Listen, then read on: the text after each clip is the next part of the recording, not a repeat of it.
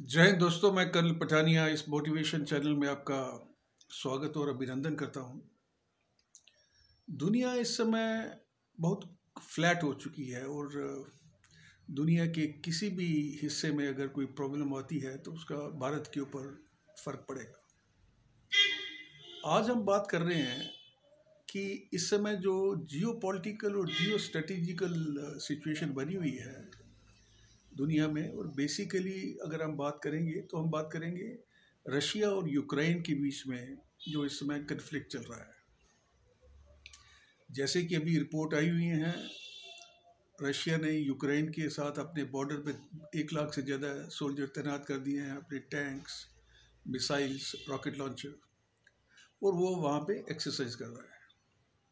Ukraine दूसरी तरफ अपना जो अलायंस है वो नेटो के साथ बढ़ाना चाहता है और इसमें यूएस लेड नेटो जो है वो पूरी तरह से इन्वॉल्व हो चुका है।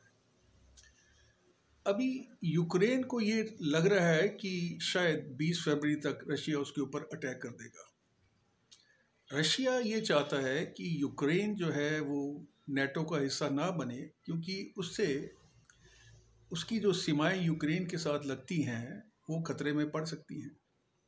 और नेटो का एक आपस में समझौता है कि अगर किसी भी नेटो कंट्री के ऊपर अटैक होता है तो ये माना जाएगा कि पूरे नेटो ऑर्गेनाइजेशन के ऊपर वो अटैक हुआ है। और उस हालत में अगर यूक्रेन के ऊपर रशिया अटैक करता है तो पूरी नेटो कंट्रीज जो हैं led by USA will retaliate. अभी क्या ये आने वाले तीसरे विश्व युद्ध की एक फ्लैश पॉइंट है, या ये अपने आने वाले समय में किसी ना किसी तरीके से रिजॉल्व हो जाएगा? अभी दूसरी तरफ हम देखते हैं कि चाइना जो है वो ताइवान को हड़पने की पूरी कोशिश कर रहा है। और इस समय जब चाइना यूएसए की सुपरमेसी को चैलेंज कर रहा है militarily as well as economically, Russia अभी तक न्यूट्रल मोड में था।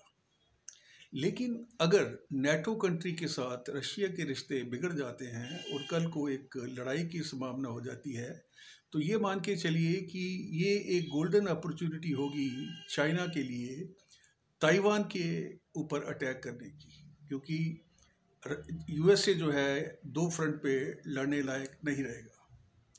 तो इस समय हम यही उम्मीद कर सकते हैं कि पूरी जो दुनिया की ताकतें हैं, और ये कल को अगर ये मान लीजिए आपकी चाइना ताइवान के ऊपर अटैक कर देता है, रशिया यूक्रेन के ऊपर अटैक कर देता है, नेटो कंट्रीज जो हैं वो उसको रिटेलिएट करती हैं, तो किस किस्म की कंफ्यूज्ड सिग्नल जो है दुनिया में जाएंगी, और कोई ना कोई देश उस हालत में किसी ना किसी के साथ खड़ा होगा।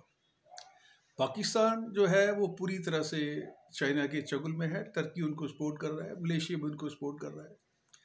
अभी ऐसे आने वाले सिचुएशन के अंदर हम लोग यही कोशिश कर सकते हैं कि जो दुनिया की जो बाकी कंट्रीज़ हैं जो वर्ल्ड वार नहीं चाहती हैं या जो लड़ाई नहीं चाहती हैं, वो डिप्लोमेटिकली इन कंट्रीज़ को मदद करें। बेसिकली यूक्रेन के अंदर जो इस समय स्थिति बनी हुई है उसको किसी तरीके से टाला जाए और पीस का कोई सल्यूशन ढूंढा जाए। अदरवाइज़ ये आहट जो है ये काफ़ी गंभीर है और हम इसको लाइटली नहीं ले सकते हैं। जहाँ तक यूएसए का सवाल है, उन्होंने अपनी जो इंटेलिजेंस एजेंसी है उनके थ्रू एक डेट भी दे दी है कि आने वाले 20 फरवरी को शायद रशिया जो है यूक्रेन के ऊपर अटैक कर देगा। हमारे आप इस चैनल को लाइक कीजिए, सब्सक्राइब कीजिए, बेल आइकन दबाइए। हम आपके सजेशन और कमेंट्स के लिए आपका इंतज़ार करेंगे। Thank you. जय हिंद।